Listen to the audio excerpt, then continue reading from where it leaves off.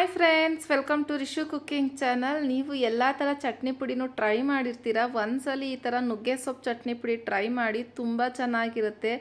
ನುಗ್ಗೆ ಸೊಪ್ಪಿಂದ ತುಂಬ health benefit ಇದೆ, ಹಾಗಾಗಿ ಒಂದ್ಸಲ ಟ್ರೈ ಮಾಡಿ, ಎಲ್ಲದಕ್ಕೂ ಸೂಪರಾಗಿರುತ್ತೆ. ಹಾಗಾದರೆ ರೆಸಿಪಿ ಸ್ಟಾರ್ಟ್ ಮಾಡೋಣ. ಫಸ್ಟು ಇಲ್ಲಿ ಒಂದು ಕಡಾಯಿಗೆ 2-3 ಟೇಬಲ್ ಸ್ಪೂನ್ ಆಗೋಷ್ಟು ಆಯಿಲ್ ಹಾಕಿ 3 ಟೇಬಲ್ ಸ್ಪೂನ್ ಆಗೋಷ್ಟು ಕಡಲೆಬೇಳೆ ಹಾಕ್ತಾಯಿದ್ದೀನಿ. 2 ಟೇಬಲ್ ಸ್ಪೂನ್ ಆಗೋಷ್ಟು ಉದ್ದಿನಬೇಳೆ ಹಾಕ್ತಾಯಿದ್ದೀನಿ.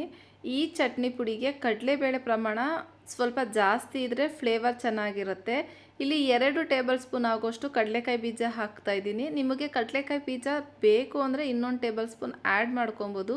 ಫ್ಲೇವರ್ ಚೆನ್ನಾಗಿರುತ್ತೆ, ಟೇಸ್ಟ್ ಮಾತ್ರ ಅಷ್ಟೇ ಚೆನ್ನಾಗಿರುತ್ತೆ. ಇದೊಂದು 2 ಮಿನಿಟ್ಸ್ನ ಫ್ರೈ ಮಾಡಿಕೊಂಡು ಇದಕ್ಕೆ ನಾನು 3 ಟೇಬಲ್ ಸ್ಪೂನ್ ಆಗೋಷ್ಟು ಧನಿಯಾ ಹಾಕ್ಕೊತಾ ಇದ್ದೀನಿ. ಧನಿಯಾ ಹಾಕೋದ್ರಿಂದ ಫ್ಲೇವರ್ ಚೆನ್ನಾಗಿರುತ್ತೆ. ಸೊ ಹಾಗಾಗಿ ನಾನಿಲ್ಲಿ 3 ಟೇಬಲ್ ಸ್ಪೂನ್ ಧನಿಯಾ ಹಾಕ್ತಾಯಿದ್ದೀನಿ. 1 ಟೇಬಲ್ ಸ್ಪೂನ್ ಜೀರಿಗೆ ಹಾಕ್ತಾಯಿದ್ದೀನಿ. ಇದನ್ನೆಲ್ಲ ನೀಟಾಗಿ ಫ್ರೈ ಮಾಡಬೇಕು. ಇದು ಫ್ರೈ ಮಾಡಬೇಕಾದ್ರೆ ನೀವು ಮೀಡಿಯಮ್ ಫ್ಲೇಮಲ್ಲೇ ಫ್ರೈ ಮಾಡಬೇಕು. ಹೈ ಫ್ಲೇಮ್ ಇಟ್ಕೊಂಡ್ರೆ ಬೇಗ ಕಪ್ಪಗಾಗ್ಬಿಡುತ್ತೆ. ಇಲ್ಲಿ ನಾನು 1 ನೆಲ್ಲಿಕಾಯಿ ಗಾತ್ರದಷ್ಟು, ದಪ್ಪ ಸೈಜ್ ನೆಲ್ಲಿಕಾಯಿ ಗಾತ್ರದಷ್ಟೇ ಹುಣಸೆಹಣ್ಣು ಹಾಕಿದ್ದೀನಿ. ನಿಮಗೆ ಹುಳಿಗೆ ತಕ್ಕಷ್ಟು ನೀವು ಅಡ್ಜಸ್ಟ್ ಮಾಡ್ಕೊಬೋದು. ಇಲ್ಲಿ ನಾನು 1 ಗೆಡ್ಡೆ ಬೆಳ್ಳುಳ್ಳಿ, 10 ಒಣಮೆಣ್ಸಿನ್ಕಾಯಿನ ಹಾಕ್ತಾಯಿದ್ದೀನಿ. ಖಾರಕ್ಕೆ ಅನುಗುಣವಾಗಿ, ನಿಮಗೆ ಖಾರಕ್ಕೆ ಅನುಗುಣವಾಗಿ ಎಷ್ಟು ಮೆಣಸಿನ್ಕಾಯಿ ಬೇಕೋ ಅಷ್ಟು ಸೇರಿಸ್ಕೊಬೋದು. ನಾನಿಲ್ಲಿ ಸ್ವಲ್ಪ ಸ್ಪೈಸಿಯಾಗಿರಲಿ ಅಂತ 10 ಮೆಣಸಿನ್ಕಾಯಿನ ಸೇರಿಸ್ತಾ ಇದ್ದೀನಿ. ಇದನ್ನೆಲ್ಲ ಮೀಡಿಯಮ್ ಫ್ಲೇಮಲ್ಲೇ ಚೆನ್ನಾಗಿ ಫ್ರೈ ಮಾಡಬೇಕು. ಇದು ಫ್ರೈ ಆದಮೇಲೆ ತಣ್ಣಗಾಗಿಬಿಡಬೇಕು. ಕಂಪ್ಲೀಟ್ಲಿ ಫುಲ್ ತಣ್ಣಗಾದ್ಮೇಲೆ ಪೌಡ್ರ್ ಮಾಡಬೇಕು, ಇಲ್ಲಾಂದರೆ ಎಣ್ಣೆ ಬಿಟ್ಕೊಂಡ್ಬಿಡುತ್ತೆ. ನಾನಿಲ್ಲಿ ನುಗ್ಗೆ ಸೊಪ್ಪನ್ನ ಚೆನ್ನಾಗಿ ವಾಶ್ ಮಾಡಿ ಕಾಟನ್ ಬಟ್ಟೆಯಲ್ಲಿ ನೀಟಾಗಿ ನೀರೆಲ್ಲ ಡ್ರೈ ಹಾಕಿ ಇಲ್ಲಿ 2-3 ಇಡಿ ಆಗೋಷ್ಟು ನುಗ್ಗೆ ಸೊಪ್ಪು ಹಾಕ್ತಾಯಿದ್ದೀನಿ. ನುಗ್ಗೆ ಸೊಪ್ಪು ತಿನ್ನೋದ್ರಿಂದ ನಮ್ಮದು ಬೋನ್ಸ್ ಎಲ್ಲ ಫುಲ್ ಸ್ಟ್ರಾಂಗ್ ಆಗುತ್ತೆ, ತುಂಬ ಹೆಲ್ತ್ ಬೆನಿಫಿಟ್ಸ್ ಇರುತ್ತೆ, ವಿಟಮಿನ್ಸ್ ಎಲ್ಲ ಚೆನ್ನಾಗಿ ಸಿಗುತ್ತೆ. ಹಾಗಾಗಿ ನಾನಿಲ್ಲಿ 1 ಕೈ ಹಿಡಿ ಆಗೋಷ್ಟು ಕರಿಬೇವಿನ ಸೊಪ್ಪು ಹಾಕ್ತಾಯಿದ್ದೀನಿ. ವೆಯ್ಟ್ ಲಾಸ್ ಮಾಡೋರು ಒಂದ್ಸಲ ಇದನ್ನು ಮಾಡಿ ಇಟ್ಕೊಂಡ್ರೆ ನೀವು ಚಪಾತಿ, ದೋಸೆ ಎಲ್ಲದಕ್ಕೂ ಹಾಕ್ಕೊಂಡು ತಿನ್ಬೋದು, ತುಂಬ ಚೆನ್ನಾಗಿರುತ್ತೆ.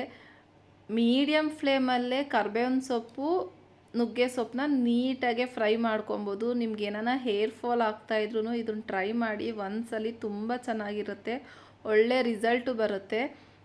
ನೀಟಾಗೆಲ್ಲ ಫ್ರೈ ಆದಮೇಲೆ ಕಂಪ್ಲೀಟ್ ಈ ಥರ ಕ್ರಿಸ್ಪಿ ಆದಮೇಲೆ ಕಂಪ್ಲೀಟ್ಲಿ ಫುಲ್ಲು ಡ್ರೈ ಆಗಬೇಕು. ನೀಟಾಗೆ ತಣ್ಣಗಾದ್ಮೇಲೆ ಪೌಡ್ರ್ ಮಾಡ್ಕೊಳ್ಳಿ. ಫಸ್ಟು ನಾವು ಫ್ರೈ ಮಾಡಿರೋಂತಹ ಈ ಕಡಲೆಕಾಯಿ ಬೀಜ, ಕಡಲೆಬೇಳೆ ಎಲ್ಲ ಇದೆಯಲ್ಲ, ಅದನ್ನು ಪೌಡ್ರ್ ಮಾಡ್ಕೊಂಬಿಡೋಣ.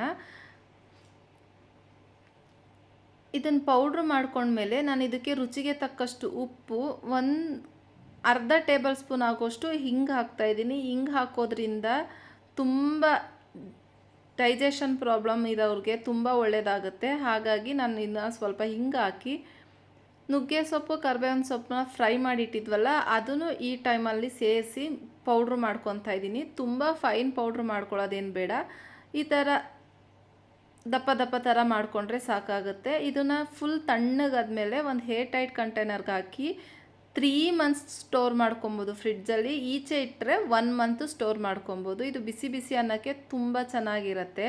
ವಿಡಿಯೋ ಇಷ್ಟ ಆದರೆ ದಯವಿಟ್ಟು ಲೈಕ್ ಮಾಡಿ, ಶೇರ್ ಮಾಡಿ, ಕಮೆಂಟ್ ಮಾಡಿ. ಸಬ್ಸ್ಕ್ರೈಬ್ ಆಗಿಲ್ಲ ಅಂದರೆ ನನ್ನ ಚಾನಲ್ನ ದಯವಿಟ್ಟು ಸಬ್ಸ್ಕ್ರೈಬ್ ಆಗಿ, ಪಕ್ಕದಲ್ಲಿರೋ ಬೆಲ್ ಬಟನ್ನ ಕ್ಲಿಕ್ ಮಾಡಿ. ಇದೇ ಥರ ಸಿಂಪಲ್ ಆ್ಯಂಡ್ ಟೇಸ್ಟಿ ರೆಸಿಪಿಗಾಗಿ ರಿಶು ಕುಕ್ಕಿಂಗ್ ಚಾನಲ್ನ ವಾಚ್ ಮಾಡಿ. Thank you for watching. Bye. ಮುಂದಿನ ವಿಡಿಯೋದಲ್ಲಿ ಸಿಗೋಣ ಇದೇ ಥರ ಸಿಂಪಲ್ ಆ್ಯಂಡ್ ಟೇಸ್ಟಿ ರೆಸಿಪಿಯೊಂದಿಗೆ. Thank you.